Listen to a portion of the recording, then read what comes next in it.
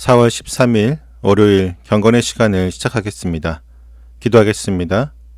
참된 위로의 말씀을 주신 하나님, 저의 일상에 찾아오셔서 말씀을 통해 생명을 더하여 주심에 감사를 드립니다. 이 시간을 통해 말씀 속에 담긴 주님의 깊은 긍휼과 구원의 섭리를 발견하길 원하오니 성령님께서 함께하여 주옵소서. 소망 없는 통곡에 머물지 않게 하시고 참된 위로자 되신 주님만을 신뢰하는 하루가 되게 하여 주옵소서.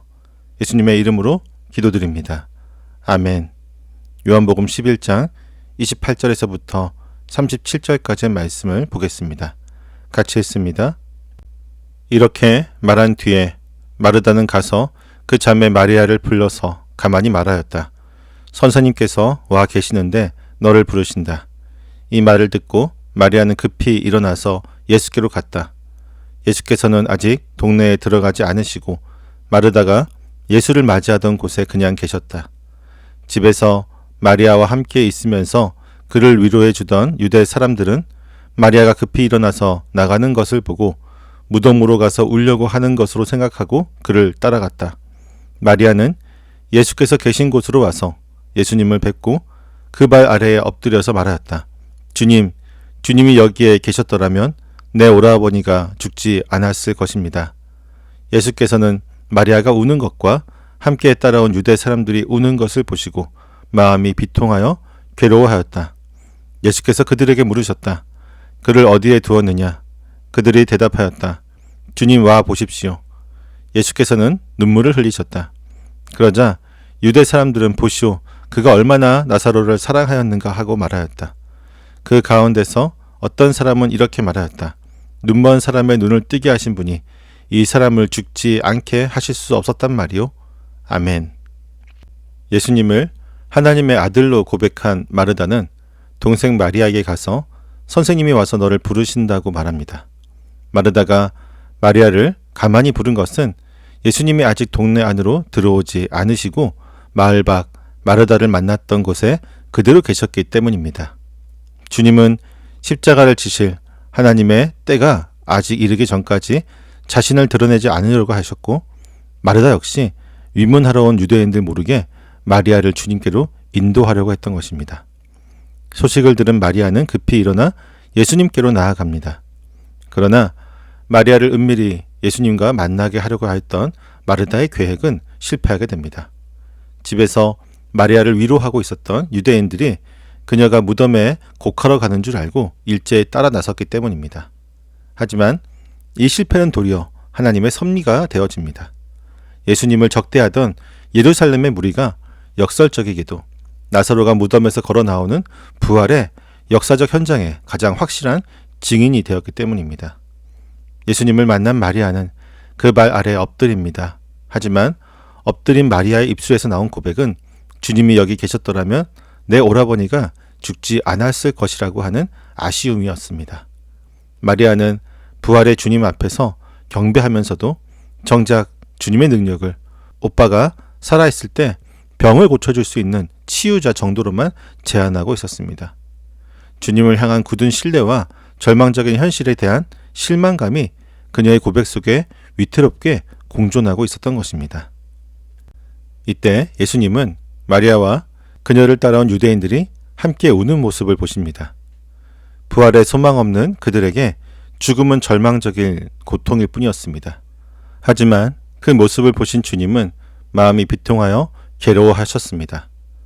비통이 여겼다고 하는 번역은 슬픔이나 애처로움을 부각시키고 있지만 복음서의 다른 곳을 살펴보면 이 단어는 예수님께서 귀신을 쫓아내시거나 무언가를 엄하게 꾸짖고 매섭게 경고하실 때 쓰였던 단어입니다.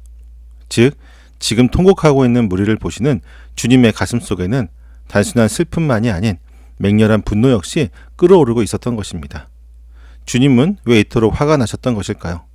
그것은 사랑하는 자들을 이처럼 처참한 절망으로 몰아넣은 죄와 죽음의 권세를 향한 거룩한 진노였던 것입니다.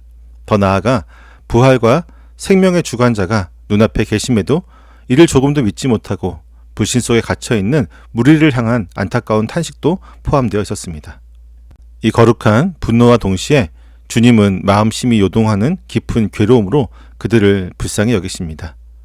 요한복음에서 주님의 심령이 이토록 깊이 괴로우셨던 때는 오직 겟세마네에서 십자가를 내다보실 때와 가룟 유다의 배신을 직면하실 때뿐이었습니다.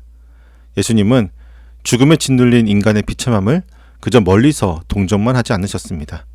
머지않아 십자가에서 당신이 직접 감당하셔야 할 죽음의 무게를 떠올리시며 창자가 끊어지는 듯한 고통으로 상한 영혼들을 품어 안으신 것입니다.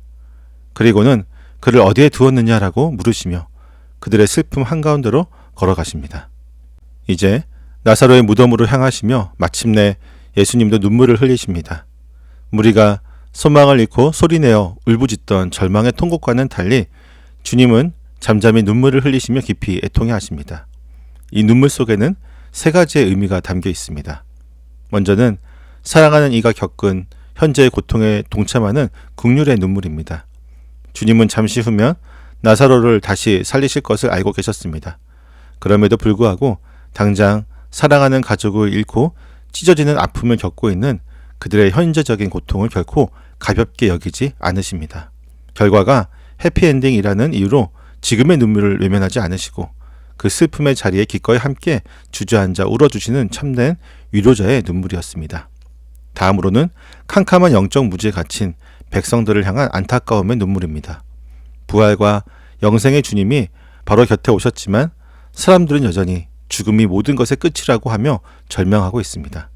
생명의 빛을 눈앞에 두고도 온전히 믿지 못하는 그들의 굳어진 불신을 보시면서 마치 회개하지 않는 예루살렘 성을 바라보며 우셨던 것처럼 깊이 애통해 하신 것입니다.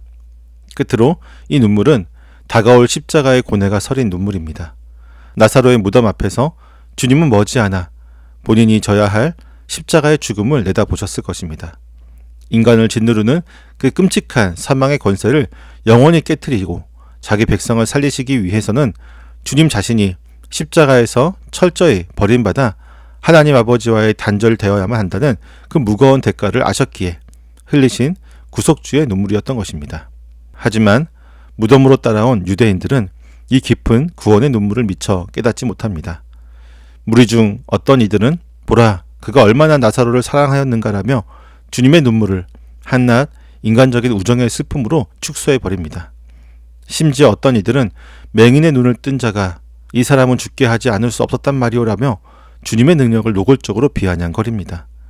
그들은 자신들의 죄와 사망을 담당하기 위해 눈물 흘리시는 분이 참된 하나님의 아들이심을 끝내 알아보지 못했습니다. 부활의 주님을 눈앞에 두고도 자신들의 얄팍한 감정이나 삐딱한 불신의 잣대로 주님을 재단하는 영적인 맹인의 한계를 고스란히 드러내고 있었던 것입니다. 본문은 나사로의 무덤 앞에서 소망 없이 우는 사람들과 그들 가운데서 함께 눈물 흘리시는 예수님의 모습을 보여주고 있습니다. 우리 역시 살아가며 인생의 캄캄한 절망 앞에서 마리아나 유대인들처럼 울게 됩니다. 주님이 조금만 더 일찍 도와주셨더라면 하고 지나간 과거를 원망하고 우리의 좁은 생각의 틀 안에 주님의 능력을 가둔 채 마치 모든 것이 끝난 것처럼 절망적인 통곡을 쏟아내곤 합니다. 하지만 주님의 눈물은 우리의 비통한 슬픔 한가운데 기꺼이 찾아와 함께 오시는 참된 위로가 됩니다. 그 눈물 속에는 우리를 짓누르는 죄와 사망의 권세를 향한 거룩한 분노가 담겨 있으며 굳게 닫힌 무덤 문을 부수기 위해 스스로 십자가를 지시겠다는 구속주의 숭고한 사랑이 흐르고 있습니다. 우리를 위해 우시는 부활의 주님이 우리 곁에 계시기에 우리의 슬픔은 더 이상 소망 없는 통곡으로 끝나지 않습니다. 고개를 들어 우리와 함께 아파하시는 분을 바라볼 때 그분이 곧 죽음을 이기시는 생명의 주님이심을 깨닫게 됩니다. 이제는 절망에 가려졌던 시선을 거두고 그 참된 생명의 능력을 깊이 신뢰하며 나아갈 때입니다. 비록 눈물의 골짜기 같은 인생을 지날지라도 사망 권세를 깨트리신 주님의 크신 사랑을 굳게 의지하여 마침내 믿음으로 다시 일어서는 우리 모두가 되기를 간절히 소망해 봅니다. 기도하겠습니다. 참된 위로자요 생명의 주관자 되신 하나님, 피할 수 없는 슬픔과 막막한 현실 한가운데로 기꺼이 찾아오셔 저희와 함께 아파하여 주시는 크신 사랑에 감사를 드립니다.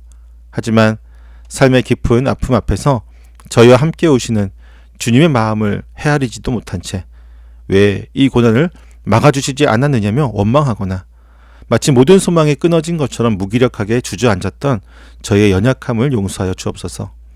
절망을 향해 있던 시선을 들어서 저의 상한 마음을 깊이 품어 안으시는 주님의 따뜻한 위로를 온전히 누리기를 원합니다. 소망 없는 체념의 자리에서 일어나 저의 눈물을 생명으로 바꾸시는 주님만을 바라보며 오늘 주어진 삶의 무게를 묵묵히 견뎌내기를 간절히 소망합니다. 예수님의 이름으로 기도드립니다. 아멘.